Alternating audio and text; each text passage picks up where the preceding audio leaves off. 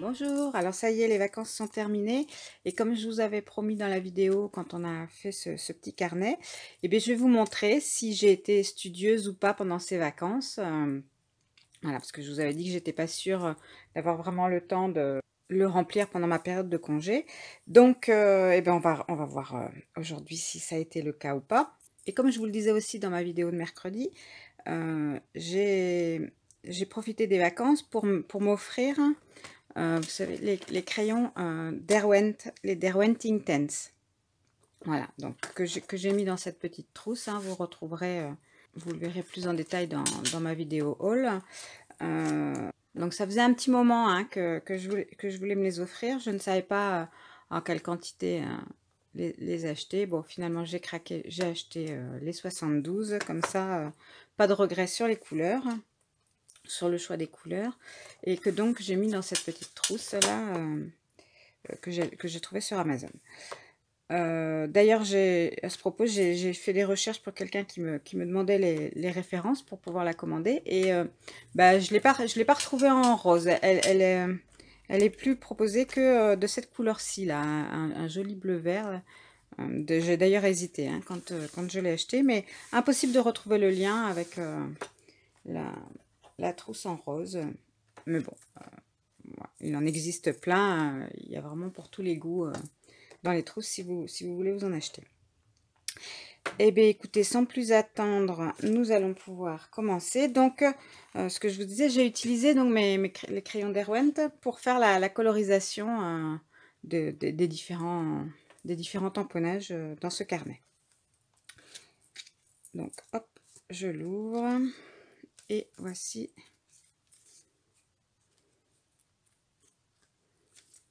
hop, la première page. Donc, hop, qui est comme ça. Et quand on l'ouvre entièrement, je ne sais pas si vous la verrez, bon, je vais vous les montrer par moitié. Donc, voilà, pour tout ce qui est la colorisation des tamponnages, donc j'ai utilisé mes Derwent. Et par contre, pour le fond, j'ai utilisé de l'aquarelle et puis après des pochoirs et des encres Stampin' Up. Voilà. Donc, comme je vous le disais hein, dans ma vidéo présentation pour cet album-là, création de cet album, j'ai repris l'idée de Pink Lola, donc, qui proposait donc, voilà, de faire des tamponnages et ensuite, pour le fond, d'utiliser les tampons de fond Schönflower, vous savez, qui sont voilà, les deux tampons de fond proposés dans la dernière collection. Voilà, et donc j'ai fait ça et voici ce que j'ai fait. Donc ça, c'est pour la première série de pages. Je vous mettrai les photos à la fin de la vidéo, hein, comme d'habitude. Et je vous mettrai le avant-après, parce que c'est vrai que avant la colorisation et après la colorisation, ça donne plus tout à fait la même chose. Et c'est vrai que c'est toujours intéressant de voir ben, ce que peut apporter une colorisation à nos tamponnages. Voilà, pour la deuxième page. Ici, hop, et quand on... Voilà.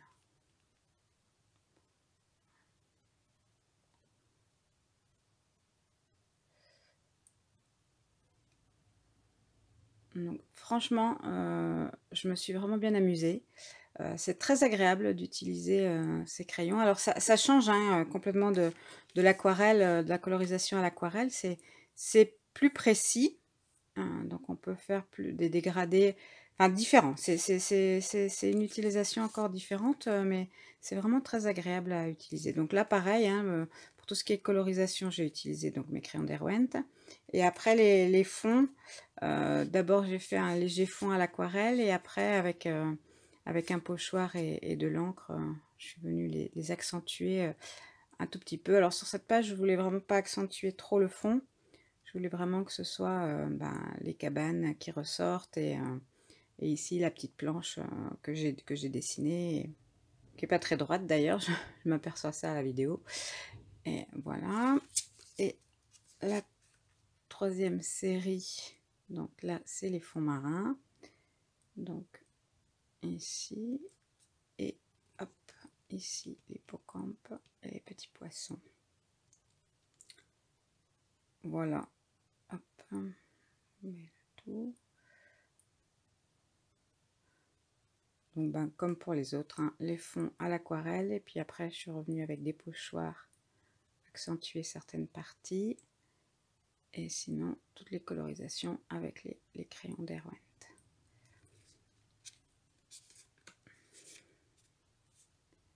Là. Et on arrive à la dernière série de pages que je n'ai vraiment pas eu le temps de finir. Donc, du coup, je me suis dit qu'on allait le faire ensemble. Et comme ça, ben, vous me verrez utiliser les crayons et je vous donnerai mon avis voilà, sur ce que j'en pense. Et je débute totalement, donc je tâtonne encore pour les mélanges des couleurs, pour voilà, le choix des couleurs. Bon, je tâtonne toujours pour le choix des couleurs, de toute façon. C'est quelque chose qui me prend beaucoup de temps, toujours, parce que j'ai toujours peur de ne pas réussir les associations de couleurs, de pas réussir les dégradés, les mélanges de couleurs. Donc ça me prend toujours beaucoup de temps de réflexion en amont. Bon, ça, vous le verrez pas trop peut-être dans la vidéo, mais... Voilà, je passe pas mal de temps à essayer de choisir les couleurs. J'ai toujours peur de pas faire les bonnes associations et que ça n'aille pas ensemble. Bon, ça, c'est moi, hein. Je suis toujours angoissée pour rien. Mais bon, c'est comme ça. Donc, eh bien, écoutez, je vais me mettre à ma table de travail et puis on va pouvoir commencer. Mais voilà, c'est parti. Donc, je me prépare. Je mets un petit brouillon pour cacher les colorisations que j'ai déjà fait sous ma page. Et là, je viens protéger avec des post-it donc les timbres pour pouvoir colorer le fond de ma page avec donc de l'aquarelle. Et écoutez, j'ai choisi ma couleur d'aquarelle. Et pour celles qui commencent à me connaître un petit peu, sans surprise, j'ai choisi mon or de quinacridone pour faire ce fond de page là. Je voulais l'utiliser depuis le début sur cette page là, parce que bon bah voilà, il faut matérialiser un petit peu du sable, je dirais. Donc je trouvais qu'il était parfait pour faire mon fond de page, tout en faisant penser un peu au sable de la plage. Donc là, voilà, j'ai fait mon fond de page. Et quand je retire mes post-it, surprise, je me retrouve avec de l'aquarelle qui a glissé un petit peu en dessous. Mais bon, vous voyez, avec l'aquarelle, c'est ça qui est bien. On remet un petit peu d'eau, on essuie et ça atténue. Je pense que j'aurais pu atténuer encore plus, mais bon, comme après je viens colorier cette petite vignette, c'était pas un souci.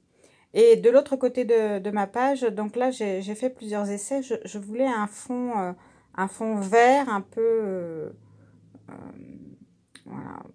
J'avais le vert en tête, puisque je voulais après utiliser un pochoir avec de l'encre de Stampin' Up qui s'appelle Épinette enivrante. Donc, je voulais essayer de retrouver un peu le vert. Et donc, pour ça, j'ai fait un mélange donc de mes aquarelles. Alors, un mélange entre le vert sapin, le vert phthalo et le sépia.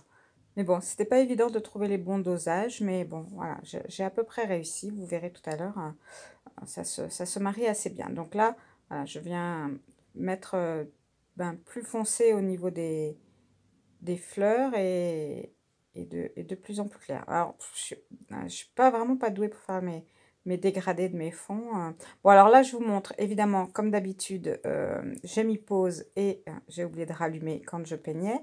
Donc j'avais commencé à utiliser mes crayons. Donc, pour le panneau, vous voyez, je vous ai montré, j'ai utilisé le crayon Sepia Ink 2010. Donc, et pour les feuilles, j'ai fait un dégradé avec le Spring Green, donc 1550, c'est le numéro du crayon. Le Light Olive 1540 et le Leaf Green 1600. Mais j'aurais dû les faire plus clairs. Elles seraient mieux ressorties si j'avais choisi des couleurs plus claires. Mais bon, voilà. Et pour le Polaroid, donc je vous ai montré le Mustard 1700 et le Amber 1710. Voilà, j'ai fait un dégradé avec ça pour le Polaroid. Et donc là, je vais faire les fleurs. Donc je vais en faire quelques-unes avec vous. Et pour les fleurs, alors j'ai fait un dégradé Là, je suis en train d'utiliser la couleur fuchsia, c'est le numéro 700. Après, je vais rajouter un petit peu de orange, c'est le cadmium orange, numéro 250. Et au cœur de mes fleurs, je vais utiliser le cadmium yellow, qui est le 210. Voilà, donc là, je fais un dégradé. Alors, là aussi, j'ai fait une erreur. J'ai pris le cadmium orange pour le centre, mais il est un petit peu trop pâle. Je pense que j'aurais dû utiliser un autre orange que j'ai utilisé dans d'autres colorisations. Je pense que le tangerine numéro 300 aurait été mieux. Enfin, mes fleurs auraient été plus... Voilà, le dégradé aurait été plus sympa. Mais bon, voilà. Au départ, je voulais pas le faire trop prenant, le orange. Mais pour le coup, du coup, il est plus... il est pas très voyant, hein. Mais bon, voilà. Donc je dégrade. Alors, comment je m'y prends? Donc, je mets mes couleurs, hein, là où je veux qu'elles soient. Et ensuite, je commence par la couleur la plus claire avec mon pinceau à réservoir d'eau. Et donc, je fais tout le jaune. Et ensuite, je me rapproche au fur et à mesure de la couleur et je les mélange ensemble, voilà, pour faire le dégradé. Donc là, je m'attaque à ma petite barrière. Donc pour la barrière, j'ai utilisé le crayon. Voilà, j'ai utilisé qu'un seul crayon pour faire la couleur. C'est le Oak qui s'appelle, c'est le 1730. Et donc, quand je veux en fait faire un dégradé plus ou moins clair, j'appuie plus ou moins fort sur mon crayon et donc là, on peut le voir là sur les barrières.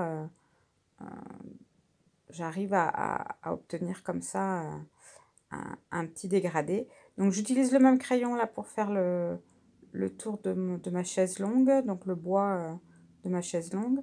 Et là, il va falloir que je m'achète un pinceau réservoir d'eau beaucoup plus fin, parce que là, c'est un moyen que j'ai. Donc la pointe est un petit peu fine, mais pas suffisamment encore pour ce genre de petits détails. Donc il va falloir que j'en trouve un.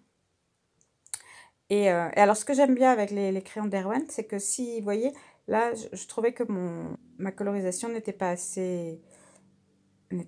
complètement réussie. Donc, je peux venir revenir dessus, en fait, avec les crayons et soit repasser un peu de pinceau au réservoir d'eau, soit laisser juste la colorisation comme ça avec le crayon.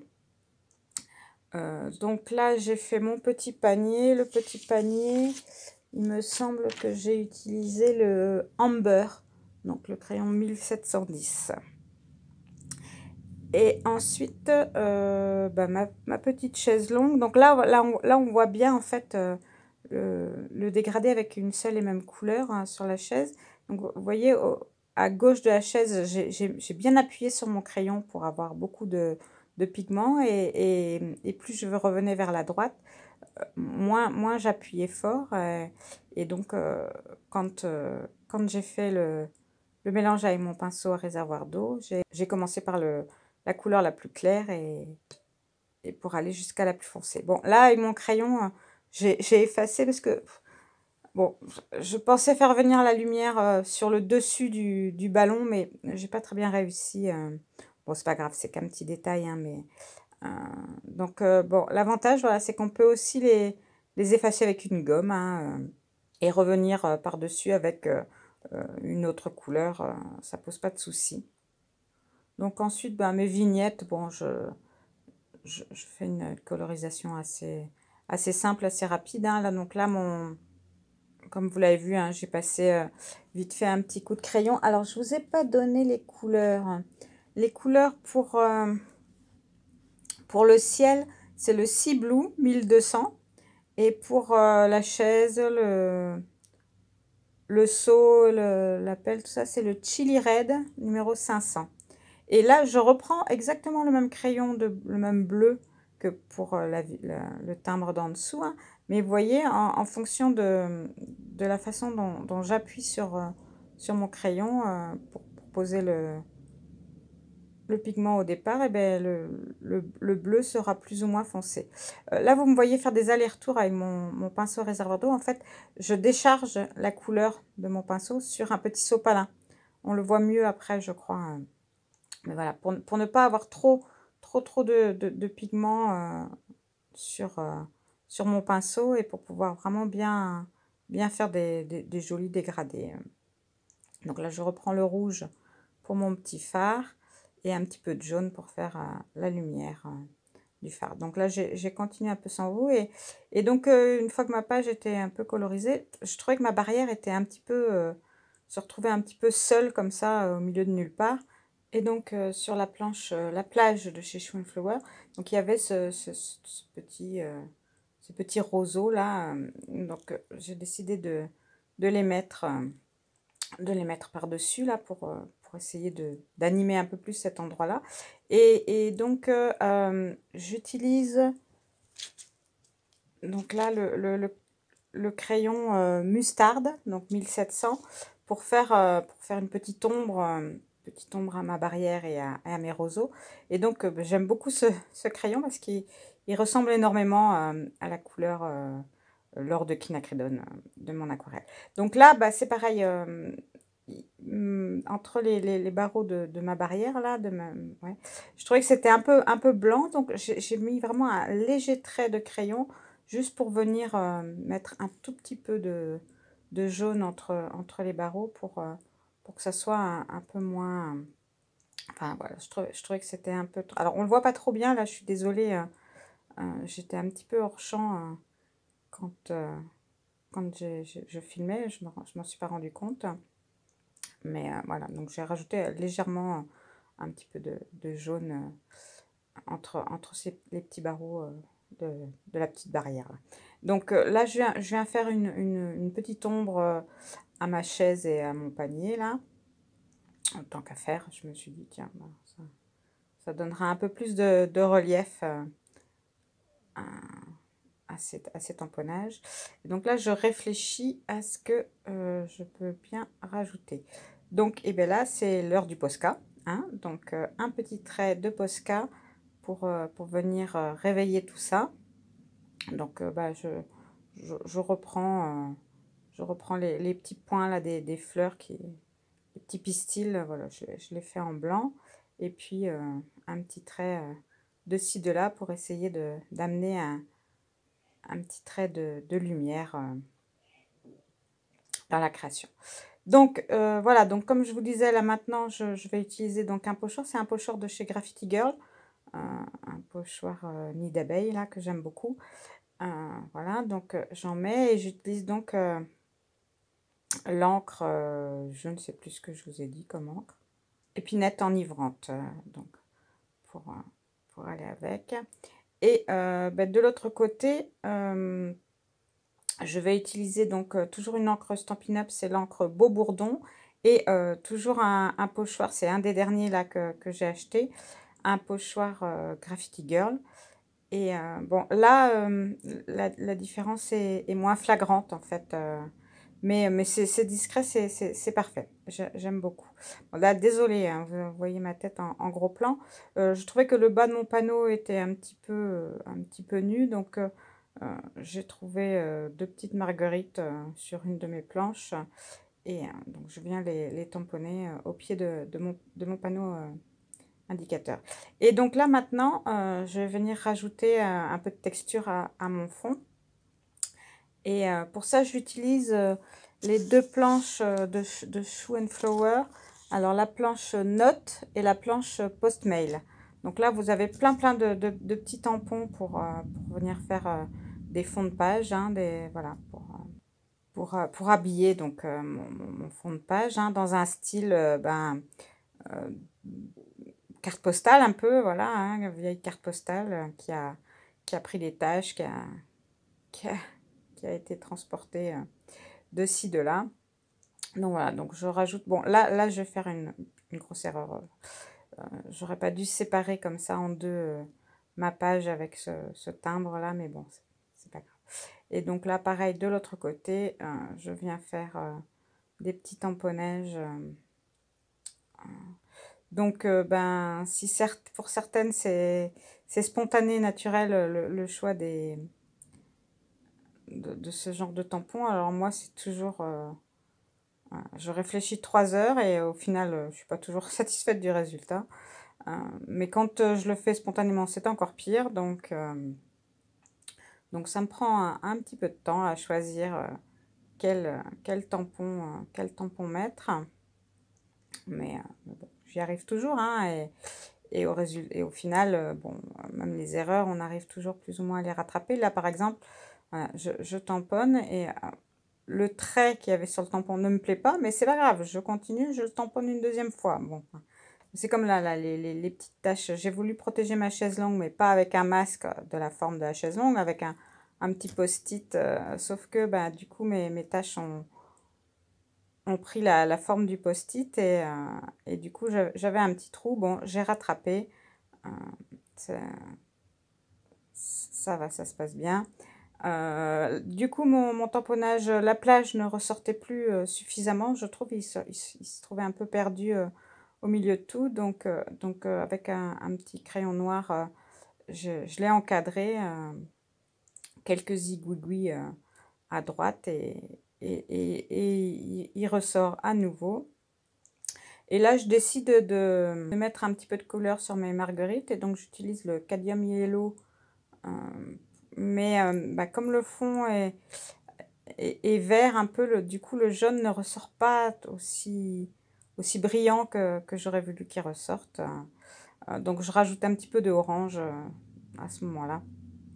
Voilà. Et voilà, ma double page, enfin, voilà, les dernières pages de mon carnet sont maintenant terminées. J'espère que cette vidéo vous a plu, que mes explications vous en suffisent. Si vous voulez plus d'informations, plus de détails ou des renseignements, vous n'hésitez pas à me poser la question en commentaire, hein, je me ferai un plaisir de vous répondre et je vais vous laisser avec les photos de la fin. Donc, bah, comme je vous le disais, hein, ça va être un petit peu long. Hein, je suis désolée, la vidéo est encore un peu longue. Je vous ai mis donc bah, toutes les photos hein, du mini carnet et avec le avant-après. Voilà.